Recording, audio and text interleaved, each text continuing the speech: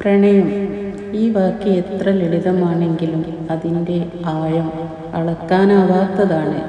അതൊരു കാറ്റാണ്. നമ്മെ തലോടാതെ കടന്നു പോകുമ്പോൾ പോലും അതിൻ്റെ സാന്നിധ്യം നമ്മൾ അറിയുന്നു. അതൊരു വെളിച്ചമാണ്, ഇരുണ്ട വഴികളിൽ ഒരു ചെറുതിരി പോലെ നമ്മെ നയിക്കുന്നത്.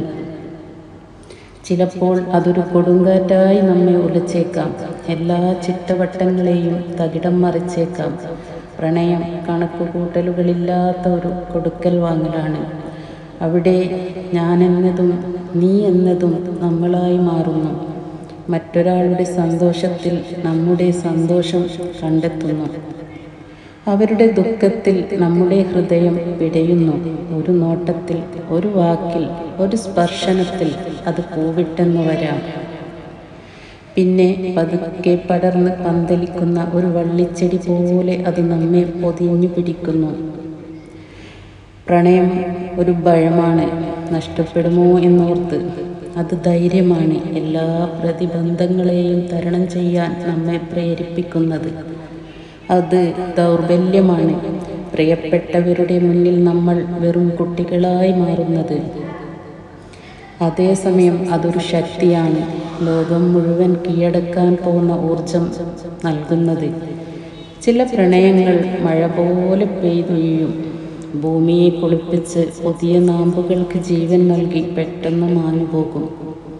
ചിലത് വേനൽക്കാലത്ത് വെയിലിനെ പോലെ ദീർഘകാലം നീണ്ടു നിൽക്കും, നമ്മെ ചൂടും വെളിച്ചവും നൽകി സംരക്ഷിക്കും. കാലം മാറുമ്പോൾ പ്രണയത്തിൻ്റെ രീതികളും ഭാവങ്ങളും മാറിയേക്കാം. ആദ്യത്തെ ആവേശത്തിന് പകരം ഒരു സൗഹൃദത്തിൻ്റെ ഊഷ്മളത വന്നേക്കാം.